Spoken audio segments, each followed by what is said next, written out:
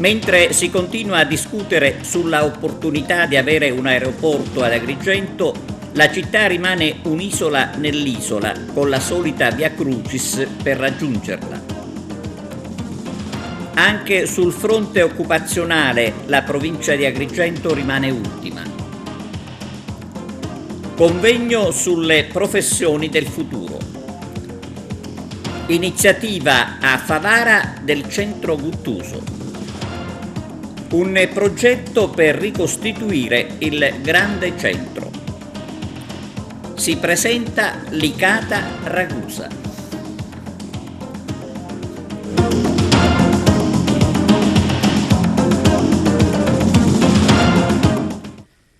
Buongiorno da TVA Notizie. Secondo le previsioni sarà un'estate alquanto positiva per il turismo, ma chi sceglie di raggiungere la Sicilia in aereo deve fare i conti con la solita via crucis per visitare anche Agrigento, che dal punto di vista dei collegamenti rimane un'isola nell'isola. Il servizio di apertura di Margherita Trupiano. Esulta Vitorigio affermando che per lo scalo aereo palermitano sarà un'estate molto positiva e lo sarà sicuramente per quanti avranno come mete Palermo, Messina, Catania, Trapani e Comiso con la sua vicina Ragusa, collegate da voli aeroportuali, ma anche Enna e Caltanissetta collegatissime tramite autostrade.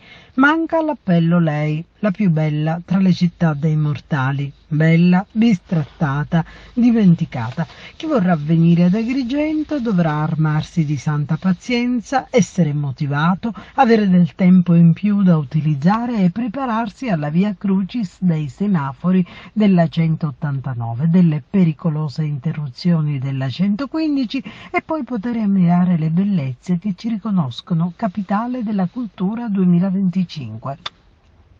Dice Vitorigio che tra giugno ed ottobre l'offerta da Palermo verso Roma Fiumicino crescerà del 12% rispetto al 2022, con oltre 500 movimenti da e per in più, e il dato potrebbe addirittura migliorare fino al 17% di incremento, con operatori che saranno 3, Ryanair, ITA e Aeroitalia. In totale ci saranno in media, dice, 32 voli al giorno da e per la capitale. Un'offerta ampia che dovrebbe calmierare i prezzi. Dovrebbe calmierare i prezzi dei biglietti. Il condizionale usato da Vitorigio ci lascia un po' perplessi dopo le barricate al momento virtuali issate dal governatore Schifani contro il caro voli e delle quali i siciliani sono nella classica attesa di riscontro. Ma in tutto questo Agrigento ha un problema in più: essere isola nell'isola, meta ambita da parte dei turisti senza collegamenti, con una parte che vuole l'aeroporto, l'altra che vi si oppone, una parte che chiede il completamento e forse sarebbe opportuno affermare il commissariamento delle statali 189 e 115 e un'altra che fa spallucce affermando che si sta lavorando per la risoluzione delle problematiche. E poi ci siamo noi che affermiamo che non ci siamo, che non è possibile che questa situazione permanga e che tutto questo non può sostenere quella vocazione turistica nella quale siamo soliti immergerci, manifestando un bagno di ottimismo che alla luce di questo diventa veramente qualcosa di illogico. E il disastro per Agrigento non si ferma purtroppo ai collegamenti. La provincia è ultima per quanto riguarda l'occupazione. Alla vigilia del 1° maggio la denuncia dei sindacati, a cominciare dalla UIL. Arturo Cantella. Sulla prossima festa dei lavoratori del 1° maggio interviene oggi il segretario provinciale della UIL di Agrigento, Gero Acquisto, affermando come la festa dei lavoratori, ma è allarme disoccupazione. Agrigento fanalino di coda anche su questo versante. È del 19,3% il tasso di disoccupazione secondo i dati ufficiali dell'Istat per la popolazione agrigentina, che va dai 15 ai 64 anni, di cui il 21,6% sono donne. Questi dati si traducono, afferma Gero Acquisto della UIL, in quasi 90.000 disoccupati in provincia, senza tenere conto di quelli che sulla carta risultano occupati, ma che in realtà sono costretti a posizioni lavorative precarie e mal pagate. Il segretario della UIL di Agrigento sottolinea inoltre come la situazione negli anni sia sempre peggiorata. Ogni giorno la nostra organizzazione affronta migliaia di vertenze di lavoro, le problematiche riguardano contratti farlocchi, salari non rispettati, lavoratori che non riescono ad arrivare purtroppo a fine mese. Siamo stanchi, continua Gero Acquisto, dei proclami ed è tempo di dare linfa vitale al nostro territorio, definendo un vero e proprio piano di rilancio. In provincia di Agrigento soffrono sia i disoccupati che gli occupati, per non parlare dei giovani che non sono nulla facenti, per scelta ma per costrizione, e sopravvivono in un territorio in cui non gli assicura un futuro. Io stesso sono padre e quando sento che per questo bisogna avere un futuro, andare via da questa terra, riesco solo a pensare all'immane fallimento della nostra generazione su tutti i livelli.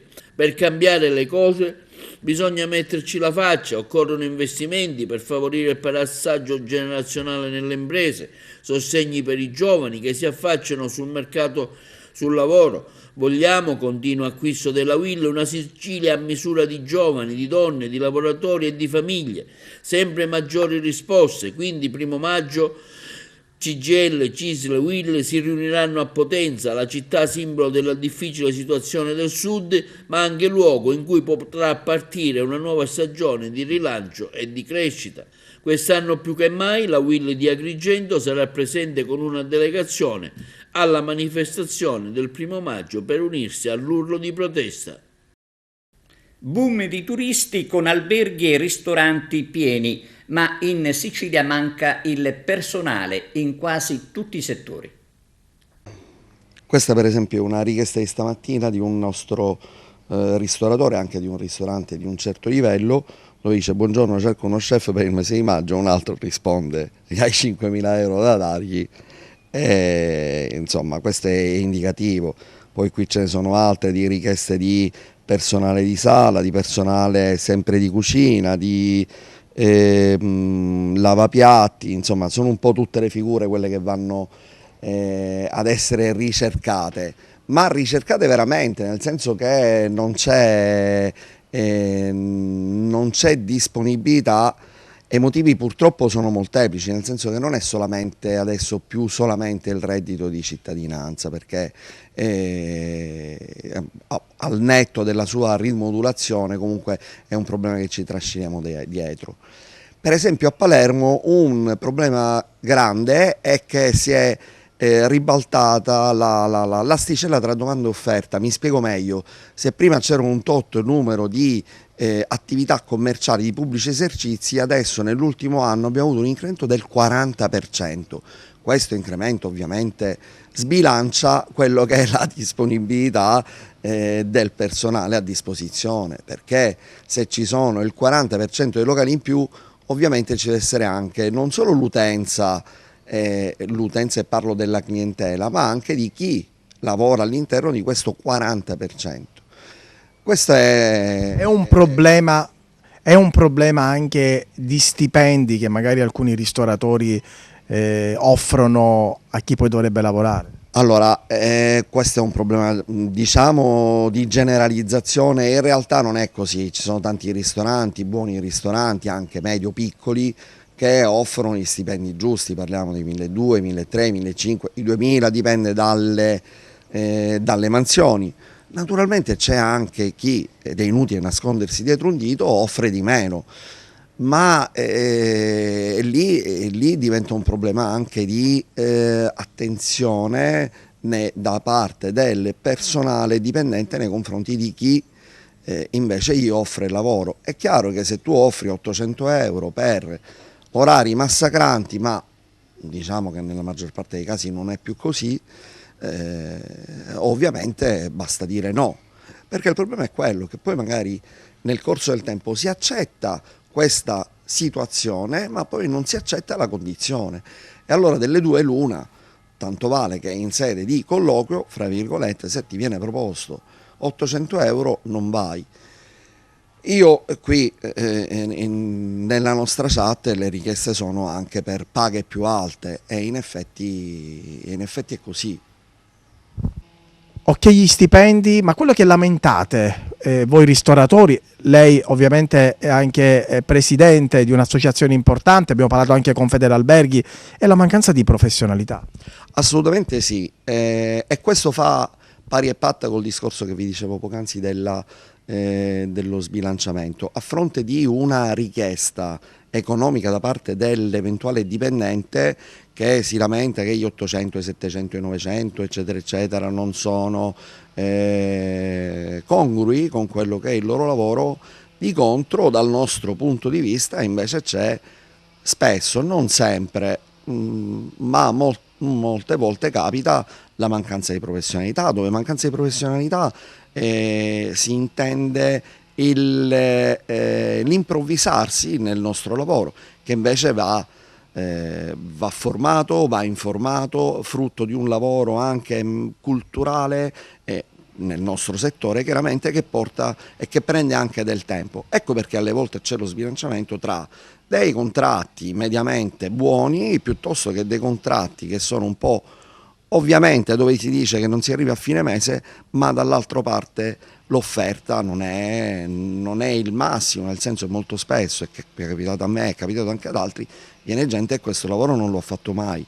Se detto questo, se questo lavoro non lo hai fatto mai o lo hai fatto per un mese in un pub, è chiaro che quando ti trovi a lavorare in un ristorante, in un periodo estivo dove c'è un'alta intensità, per fortuna direi anche, di clientela, è chiaro che deve avere una sana e seria professionalità, cosa che molto spesso non c'è. Attenzione, noi stiamo generalizzando, non accendiamo le polemiche col dire che si è tutti così, assolutamente no, però capita e succede, come c'è l'uno c'è anche l'altro. Le professioni del futuro, un convegno all'Istituto Leonardo Sciascia di Agrigento. Arturo Cantella. Un'interessante iniziativa oggi che serve ad arricchire la cultura degli studenti del Sciascia. Si parlerà di intelligenza artificiale, di metaverso, insomma tutte cose al di là da venire che ormai non sono più il futuro ma rappresentano il presente. Sì, rappresentano il presente e fanno arrivare attrezzati al futuro, che è una responsabilità che avvertiamo con urgenza e come educatori vogliamo offrire occasioni di formazione, di informazione sul metaverso, sull'intelligenza artificiale, sulle professioni del futuro che ancora non si riescono a definire ma che dobbiamo poter immaginare. Per cui oggi i ragazzi incontreranno chi sta scrivendo pagine di storia su questi temi, ricercatore CNRR Marco Pagliaro, incontreranno Maurizio Nicolini, incontreranno Alessandro Cacciato, perché vogliamo fare in modo che sentano dalla viva voce di chi si occupa di progetti sostenibili, di nuove tecnologie, di avanguardia nel mondo della tecnologia, quello che li può preparare nel migliore dei modi possibili. Il futuro non è una scelta, lo dobbiamo attraversare con consapevolezza, con competenza, con la possibilità di cambiare lavoro e di formarci continuamente, e teniamo al futuro dei nostri ragazzi, perché è nel futuro che resteranno gran parte della loro vita. Ecco, quanto è importante questo incontro con gli studenti qui allo Sciascia e sostanzialmente di cosa si discuterà? Allora, è molto importante perché noi come centro di ricerca sviluppiamo protocolli per la realtà immersiva e quindi diamo una visione a questi ragazzi su come sarà il futuro con il quale loro andranno a confrontarsi. Si parla di metaverso, intelligenza artificiale, tutte cose che sembravano lontane ma che invece ormai sono a portata di mano. Allora, in realtà il metaverso, che di per sé non identifica nulla di tecnico, perché nella realtà il nome tecnico di questa tecnologia è VRO, è stato creato in Italia nel 1994, come tante altre scoperte che hanno permesso la rivoluzione digitale di tutto il pianeta, il computer, le videochiamate, le stampanti e una serie di altre innovazioni. Siamo vicini a questa realtà, ma questa realtà fa parte già delle nostre vite nel quotidiano. È chiaro che questi giovani devono apprendere come manipolare questa tecnologia, perché anche l'intelligenza artificiale, in realtà, che intelligente non è, senza il comando dell'uomo e l'ingegno dell'uomo dietro, non è altro che una serie di codici che non fanno nulla. Parliamo di questa iniziativa di oggi con quali obiettivi? Con l'obiettivo di portare ai ragazzi la conoscenza della risorsa principale della Sicilia, che è l'energia solare. Con l'energia solare si può produrre l'energia più importante, l'energia elettrica. La Sicilia ha il più alto livello di irraggiamento di fatto in Europa, l'energia solare solo in parte è sfruttata, deve esserlo di più. I ragazzi sono quindi la chiave del futuro, perché la Sicilia finalmente si apra all'energia solare e l'energia solare arrivi a tutte le aziende e tutte le famiglie. Alessandro Cacciato è un po' l'anima di queste nuove tematiche, metaverso, intelligenza artificiale, insomma un momento importante per accrescere il sapere di tanti studenti. Sì, perché appunto siccome il mondo delle professioni è in costante mutamento, quindi dei ragazzi del quarto e quinto anno che stanno cominciando a scegliere quale sia il loro percorso di vita tra università e lavoro, è bene che si confrontino con dei professionisti che hanno dimostrato di saper guardare al futuro, e dunque oggi tra un esperto di intelligenza artificiale e uno scienziato del CNR penso che sia il mix ideale per dare a questi ragazzi l'opportunità di sbirciare per il futuro. Gite scolastiche nella Valle dei Templi con studenti e turisti che oggi hanno invaso la Via Sacra. La bella giornata ha favorito le visite con i giovani studenti provenienti da fuori provincia, incantati dalle bellezze della valle, soprattutto dal Tempio della Concordia. E veniamo alla politica. Forza Italia verso le europee con il progetto di ricostituzione del Grande Centro, il servizio di Margherita Trupiano. Momento positivo per Forza Italia, che in Sicilia sta già guardando alle europee, e i nuovi adepti, Cancelleri e Chinnici, rientrerebbero proprio in questa strategia, che peraltro premia l'artefice di questo nuovo corso, il governatore Schifani, per il quale si starebbe materializzando un incarico di prestigio che lo vedrebbe responsabile del Partito per il Sud. E di fatto, fino a questo momento, Schifani ha mostrato idee chiarissime e determinate, con una capacità di individuare temi che potessero fare crescere il suo consenso e gestire con fermezza situazioni di instabilità. Ma come detto, adesso si apre la partita delle europee, che già lascia intendere che Forza Italia vuole vincere e bene, calando in competizione carichi di peso. I nomi che si fanno sono quelli di Gaetano Armao, che dopo la sbandata per Italia Viva e il risultato di Renzi, non proprio lusinghiero in Sicilia, sembra pronto per un ritorno agli azzurri. E poi ci sarebbe Daniela Cardinale, figlia di cotanto padre Salvatore, esperto e lungimirante politico di lungo corso. Insomma, una casa dei moderati in cui fare confluire, lo abbiamo anticipato ieri, centristi e riformisti scontenti dalle mosse operate da Renzi, Calenda e Schlein. Ma pare che possano esserci anche grandi manovre per convergenze con DC ed MPA. Il grande centro potrebbe riprendere forma e vigore. E ancora politica, governo Meloni in minoranza sul DEF. Arturo Cantella.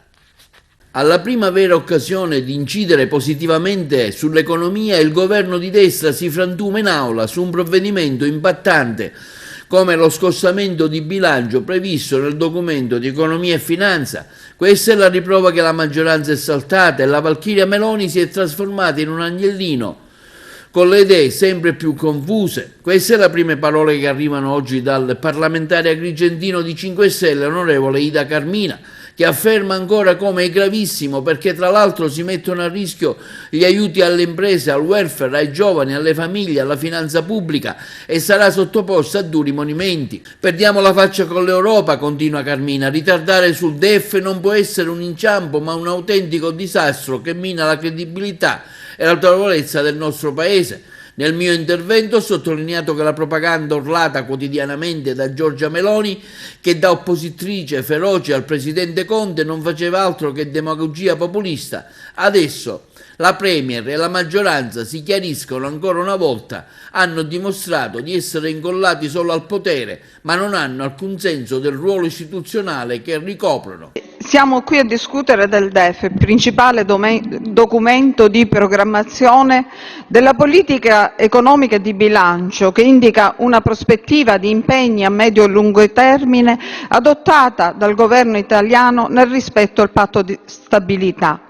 Il primo della legislatura in corso del governo Meloni, definito in questi giorni prudente e moderato, vista la situazione di incertezza, ma più che di ambizione responsabile sa di immobilismo, austerità, soggiacenza ai diktat dei falchi dell'Unione Europea e lungi dall'essere ispirato dalla visione dell'Italia quale grande paese, dalle enormi risorse e potenzialità, appare un DEF debole e rinunciatario, come se l'Italia non fosse il grande paese che è, ma il fanalino di coda dell'Europa, a cui ricorrere col piattino in mano, proni rispetto alle indicazioni restrittive che l'Europa impone sulla base di logiche che hanno riguardo più alla quadratura dei conti che non al bene dei popoli europei e al bene degli italiani.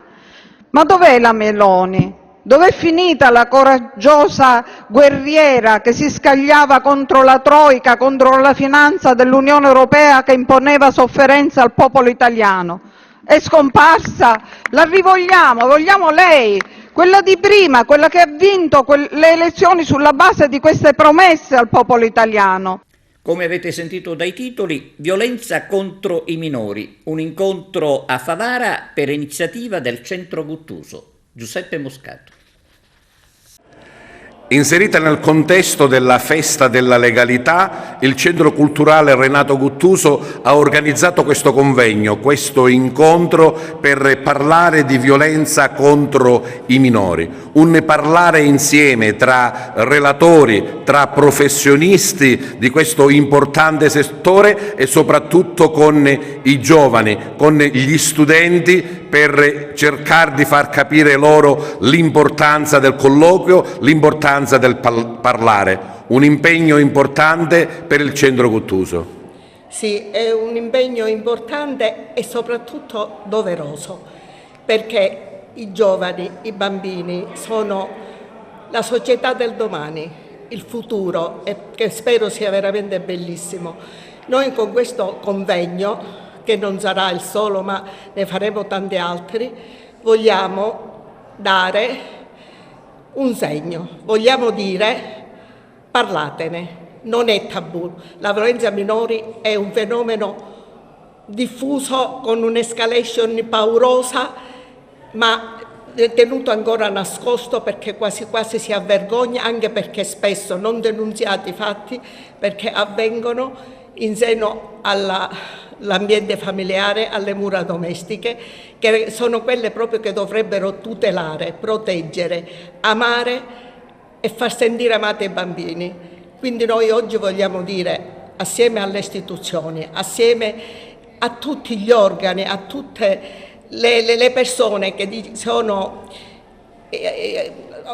si occupano praticamente dei ragazzi, dire una sinergia di forze. Mettiamo tutti un tassello, ascoltiamo i bambini, parliamo con loro, a prescindere dagli impegni che abbiamo cerchiamo di dedicare più tempo possibile a loro e poter dire, ecco, noi ci siamo per loro, dobbiamo esserci tutti e cerchiamo di alleviare e cercare di fare il possibile affinché i ragazzi sorridano sempre, se lo meritano e noi lo dobbiamo a loro. Sì, è un argomento veramente molto interessante, ma soprattutto complesso, perché bisogna affrontarlo sotto tutte le sfaccettature. Credo che comunque l'arma vincente sia la prevenzione, educare i giovani soprattutto ai rischi, alle difficoltà, alle complessità e soprattutto capire il fenomeno e saperlo affrontare nella giusta maniera.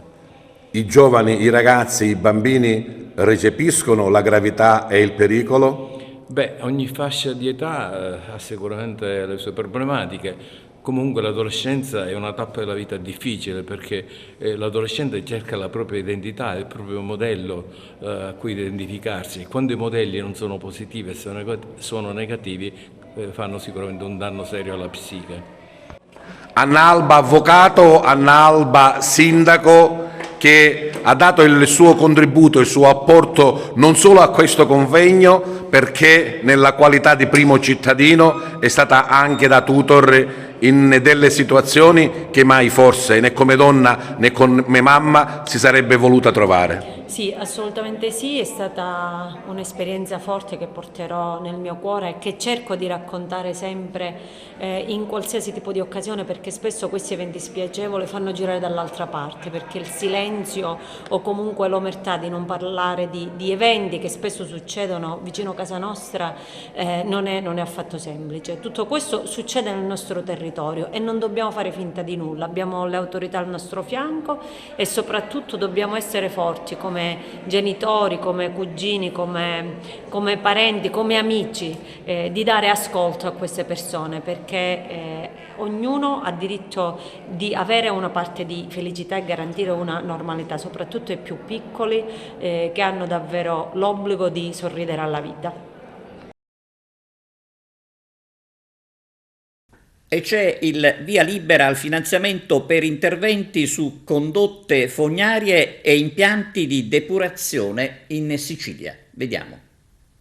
Via libera al finanziamento di 1.200.000 euro per la realizzazione di 7 interventi alle condotte fognarie e agli impianti di depurazione in Sicilia, collegati a eventi calamitosi. Lo prevede l'accordo di programma quadro stipulato tra il Ministero dell'Ambiente e della Sicurezza Energetica e la Regione Siciliana, le cui modifiche sono state approvate nell'ultima seduta della Giunta regionale sul proposta dell'assessorato regionale all'energia e dei servizi di pubblica utilità, diretto dall'assessore agrigentino onorevole Roberto Di Mauro. Si potrà dunque procedere all'utilizzo del fondo ministeriale per l'esecuzione delle seguenti opere urgenti, in particolare ad Agrigento: il ripristino della tubatura che dal condotto fognario della pubblica sicurezza a San Leone conduce il Refri in via Nettuno, danneggiata dalle continue mareggiate, per un importo di 157.633 euro. A Sciacca, ripristino dell'impianto di sollevamento fognario denominato Bagni, per oltre 167.000 euro. A Realmonte, la costruzione di un ponte tubo fognario crollato a causa del temporali dell'inverno 21-22, incontrato a Scravuzzo, pari a un intervento di circa 83.000 euro. A Favara prevederà il ripristino funzionale dei comparti danneggiati dal crollo del muro di sostegno all'interno dell'impianto di depurazione, per un importo di lavori di circa 151.000 euro. A Salemi, in provincia di Trapani, il rifacimento della stazione di sollevamento delle acque Refle incontrata a Carpiuna Rosa, all'interno del servizio dell'impianto di depurazione, per 180.000 euro, quindi lavori a Canicattini Bagni per circa 200.000 euro e a Noto per circa 300.000 euro. Stop ai cantieri per la pavimentazione dell'autostrada Messina-Palermo. Le proteste. Lo stop ai cantieri per il rifacimento della pavimentazione stradale dell'autostrada A20 Palermo-Messina nel tratto tra Milazzo e Rometta, a causa del mancato pagamento alla ditta appaltatrice di circa 16 milioni di euro da parte del Consorzio per le autostrade siciliane, preoccupa gli amministratori del comprensorio tirrenico e delle Eolie, in quanto condiziona la viabilità proprio alle porte della stagione estiva. Un'autentica mazzata per noi e per l'arcipelago eoliano, afferma il sindaco di Milazzo Pippo Midili, in un periodo in cui il turismo dovrebbe fare da traino alla nostra comunità e nel quale già abbiamo notato proprio nelle ultime settimane delle premesse incoraggianti. Ed invece questa vicenda dell'autostrada conferma le criticità di un sistema Sicilia che mortifica i suoi cittadini. Nessuno pensi però che questa protesta arrivi dal nulla. L'allarme era scattato nell'ottobre scorso, ma come si è soliti fare, alla fine si è scelto la strada più comoda del tranquillizzare tutti, non risolvendo però nulla. Oggi ci troviamo quindi con la beffa di un'autostrada scarificata ma senza pavimentazione e quindi praticamente intransitabile. È ovvio, continua il primo cittadino, che il mio pensiero va agli operai che hanno il diritto di essere pagati, ma non posso, lo ripeto, accettare alcuna giustificazione sul mancato pagamento delle somme da parte del consorzio autostradale. Per tale ragione, conclude Midili, assieme agli altri sindaci ci faremo promotori con le istituzioni regionali per sbloccare una paralisi che non penalizza un singolo territorio, ma un'intera provincia, quella di Messina, che è il riferimento turistico della nostra Sicilia. Pausa per la pubblicità, linea alla regia. A tra poco. E siamo giunti allo sport, calcio, la sfida Licata-Ragusa presentata dall'allenatore Giuseppe Romano.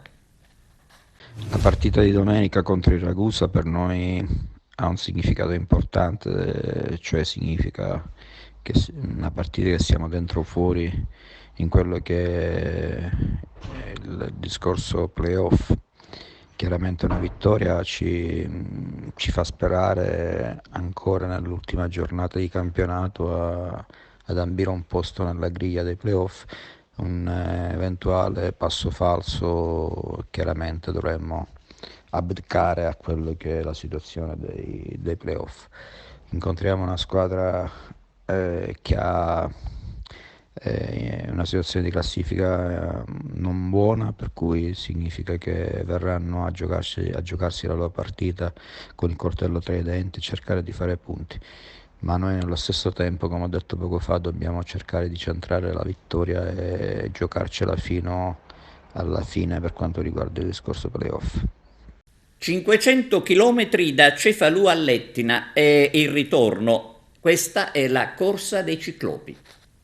I primi 8 atleti e atlete della corsa di ciclopi, la corsa da oltre 500 km in corso nella Sicilia nord-orientale, sono arrivati a destinazione, completando il percorso che attraversa il territorio di 50 comuni e 4 parchi naturali, dalla città normanna di Cefalù fino all'Etna e ritorno.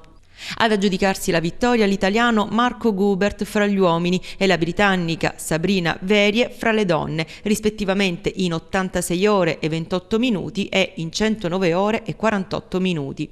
Sul podio anche il francese Sébastien Raycon, 91 ore e 33 minuti, e il giapponese Wataru Lino, 102 ore e 4 minuti, e poi la francese Claire Banvart, 118 ore e 50 minuti, mentre per il terzo posto fra le donne è in corso un testa a testa fra la tedesca Susan Müller e la giapponese Kazumi Konda, il cui arrivo era previsto per oggi. Nella classifica generale unica le due donne giunte al traguardo sono rispettivamente la sesta e la settima. Dei 59 partecipanti, 12 atleti e atlete si sono ritirati, mentre altri 39 sono ancora impegnati lungo il percorso che deve essere completato entro le 14 di sabato 29 aprile. Un percorso che per la lunghezza e il dislivello, oltre 20.000 metri positivi, è uno dei più impegnativi e certamente il più lungo d'Europa.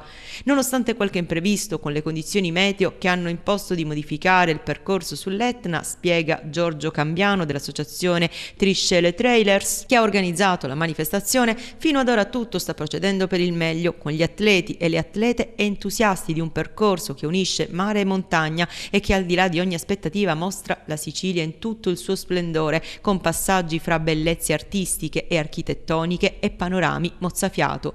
I nostri volontari e il personale di assistenza, fra cui figurano anche medici e massaggiatori, per far fronte alle necessità che una gara di questo tipo può comportare per il fisico degli atleti e delle atlete, stanno proseguendo nell'accompagnare i corridori lungo il percorso. Via via che gli ultimi atleti passano, l'organizzazione si accerta che nulla sia rimasto lungo il percorso. Una delle regole imposte ai partecipanti era infatti quella di non intaccare in alcun modo l'equilibrio delle aree attraversate, senza abbandonare alcunché. pena la squalifica. Uno degli aspetti di questo tipo di gare, spiega ancora Cambiano, che si accompagna all'ovvio elemento prettamente sportivo, è infatti quello di promuovere una relazione sana con l'ambiente, con quello montano come con quello marino, e le regole sono quindi molto stringenti per gli atleti.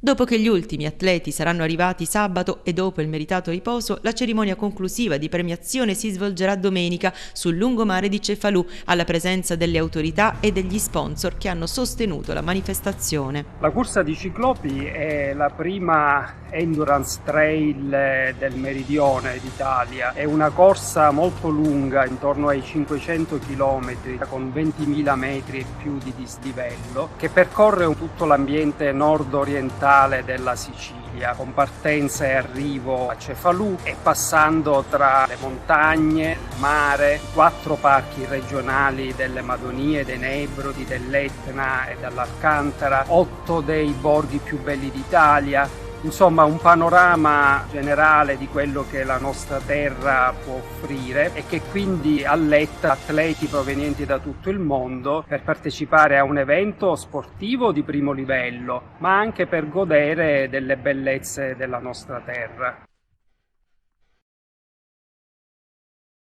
Ed era questa l'ultima notizia, grazie per la vostra attenzione e arrivederci.